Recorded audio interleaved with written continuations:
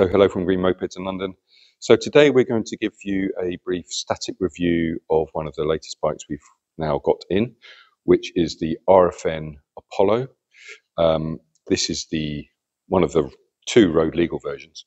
We're just going to whiz around it as we normally do, show you some interesting things about it, hopefully, and hopefully that will help you in your research. So let's get to it. So a little bit about RFN. So RFN are out of China. They do 100,000 bikes a year into 75 countries, actually been around for over 20 years. They're known for off-road bikes, either petrol or electric, kids or adults, and also ATVs. Okay, so they've definitely been in this space for a while. There are 3 bikes in this sort of category that they do. 2 road legal, so this is called the Endurance, and then there's the road legal version. And the only difference between the 2 is actually the tyres. So you could probably take either and then swap the tyres as you wear these out. Okay, so it shouldn't really matter. Obviously, the road legal version has a road legal light, proper speedo, mirrors, horn, and brake lights and indicators. Whereas the Rally Pro version obviously doesn't have that. This is a 28 mile an hour L1E license, so 50cc license, which can be ridden on a CBT. If you de-restrict it, it would become a 125cc license, so still rideable on a CBT. Just to compare, so this is 28 mile an hour. The Rally Pro off-road version goes 60 miles an hour. So you're putting it into, or maybe the other way around, Talaria are into this same sort of space. Their Talaria R Pro is 62 and is only available in an off-road version. So this is one reason to look at the RFN. If you want something that goes a good 60 miles an hour, like a Talaria, same sort of price, £4,000, not something like a Sur-Ron Ultra B, which is over 6, that won't get you much more than this, then this is possibly the bike for you. Okay, so obviously when you talk about these bikes, you're going to compare them to Talarias, Sur-Rons, etc., etc. Whereas this is the most powerful road legal, after it's been restricted, bike that we do. Okay, so 60 mile an hour, 74 volt, a decent battery, which we'll come on to in a sec. So going around the bike, one of the first things to talk about is the drive itself. So it's direct drive. So when you compare these to the likes of Sur-Ron, what you'll notice is on a Sur-Ron, the motor comes out on this side, and then it comes back to a flywheel that swaps it over through a pulley onto a sprocket which drives a chain. That is one of the weakest links of that bike. That pulley often breaks. I know that for a fact. So what Talaria and RFN do is they have direct drive, which seems very logical in the first place. So coming out of the motor onto the chain directly to the sprocket.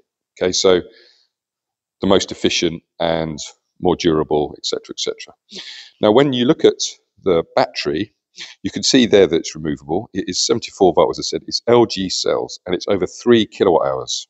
Okay, so 3 kilowatt hours is actually on the high capacity or high end of capacity of these sorts of bikes.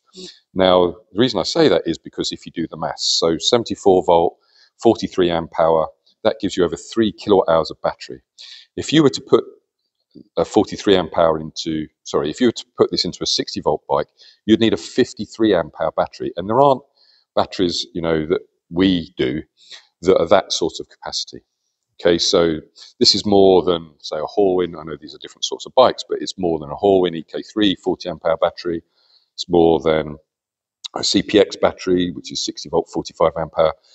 So the net of that is all about range. So the quoted range of this bike, quoted maximum range in its slowest mode, which is only 16 miles an hour, but is something that you might be riding when you're off-road, is 180 kilometers. That's over 100 miles.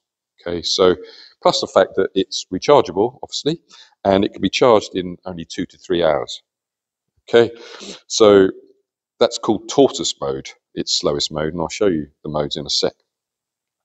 Anyway, but as we're on the battery, it is removable, as you can see. The way you remove it is that there's a thumb screw underneath here, which you just undo, and then there's 2 pins that you pull out. I've already taken them out, but they look like this.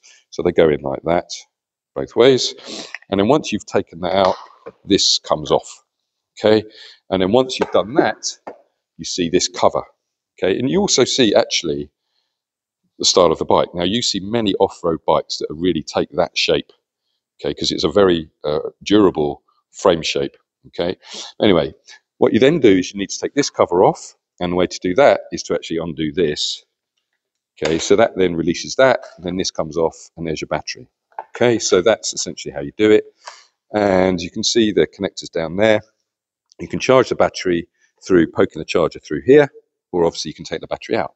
Okay, so that's that.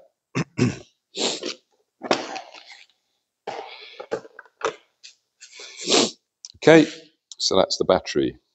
2 to 3 hours charging time is pretty rapid. And as I said, you get over 100 miles in the slowest mode, tortoise mode, with that. Okay, so getting onto the bike, it is on the high side. It's 86 centimeters seat height, which is fairly high. Dash is pretty simple, not a lot in it. The way you actually get into ready mode is by squeezing the brakes for 2 seconds, which I can't really do at the moment. But here you see on the dash, on the left-hand cluster, these are your modes. Okay, so this is reverse, which is an interesting mode to have, and then you can cycle through the modes. Let's just try and put this into ready. Right, so I'm not sure if you can see that, but there's your little rabbit, tortoise, rabbit, and then here is the rocket mode. And rocket mode, if you press that, is 9 seconds of boost, full power for 9 seconds. Okay, so obviously that will really fly off the handle then. Okay, so, but other than that, the dashboard, very simple. As you can see, it's gone out of ready by putting the side stand down.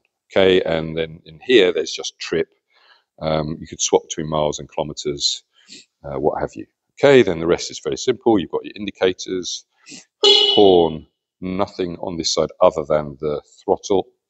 And obviously there you've got your master cylinders, and that's about it. Okay, so we've covered off power, speed, range, charging time, the weight. So the weight of the bike is actually, or the weight of the battery is probably an interesting first point, is 15 kilos. The whole bike can take a load of 120 kilos, okay, and the bike weighs 72 kilos, so still on the light side, okay, compared to, you know, the bigger bikes that you're probably used to. Okay, so essentially that's all we were going to say. It's the black edition, so it only comes in black, and the prices are £4,095 for this bike, okay, which is pretty good value. You know, you're comparing it to Teleria's, about the same, but if you compared it to Teleria Pro, that's 4,800. So pretty good value. Okay, anything else to say? Oh, wheel sizes, different front and back. So we're talking 19-inch at the front and 18-inch at the back. So you've got disc brakes front and back. Normally what you'll find on these sorts of bikes is that you might consider upgrading the brakes, which is quite often discussed. Maguras, for example, because at the end of the day, if you've got something that's got so much power and these little discs are all you've got to stop the bike, then you might consider something more powerful. Okay, but essentially that's it. If you have any questions, then please feel free to contact us at hello@green-mopeds.com. Please feel free to subscribe to our YouTube channel. And if you have any questions, happy to help. Thanks very much.